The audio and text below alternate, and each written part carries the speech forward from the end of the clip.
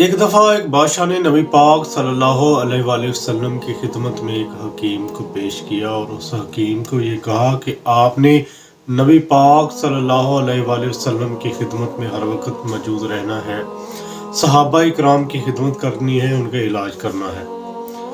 वो हकीम काफ़ी अरसा नबी पाक सल्लल्लाहु अलैहि वसल्लम के पास रहा और मौके की तलाश में रहा कि कोई सहाबी बीमार हो और मैं उसका इलाज करूं, कि शायद कहीं नबी पाक सल्लल्लाहु अलैहि वसल्लम को मेरी ज़रूरत पड़े और मैं नबी पाक सल्लल्लाहु अलैहि वसल्लम का इलाज कर पाऊं। लेकिन हुआ कुछ यूं कि एक माह गुजर गया लेकिन उसके पास एक भी मरीज ना आया। हकीम बहुत परेशान हुआ।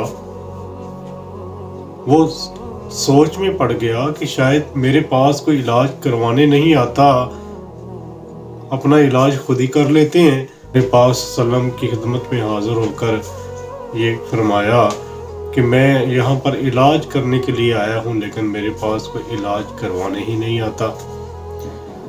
नबी पाक सल्लल्लाहु अलैहि वसल्लम ने उस हकीम से कहा कि तेरे पास इलाज करवाने कैसे आए ये लोग, ये तो बीमार ही नहीं होते। इलाज तो तब होता है जब कोई बीमार होता है तो फिर उसको हकीम की ज़रूरत पड़ती है, लेकिन यहाँ मामला ये है कि ये कभी बीमार ही नहीं होते। हकीम ने पूछा कि ये कैसे मुमकिन है। नबी पाक सल्लल्लाहु अलैहि वसल्लम ने फरमाया कि ये लोग उतना ही खाते हैं जितनी इनको भूख होती है, एक वक्त की भूख अपने अंदर रखते हैं।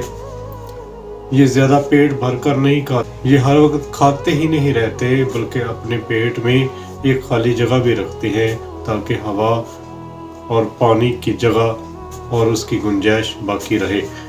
देखा गया है कि बीमारी का सबब यही चीज़ बनती है कि जब इंसान बहुत ज़्यादा खाता रहता है और अपने पेट में कोई खाली जगह नहीं छोड़ता तो इंसान बीमारियों का शिकार होना शुरू हो जाता है।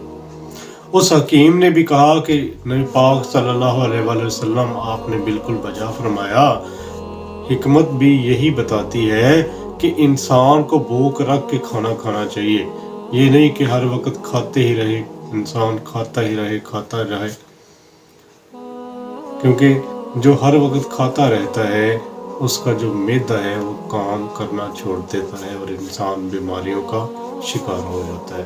तो नाज़रीन किराम, बात करने का मकसद ये है कि अगर आप एक सेहतमंद और अच्छी ज़िंदगी गुजारना चाहते हैं तो नबी पाक सल्लल्लाहु अलैहि वसल्लम की इस बात को पल्ले बांध लें कि जब भी खाएं भूख रख के खाएं और जब तक मुकम्मल भूख लग ना जाए उससे पहले कभी भी खाना मत खाएं।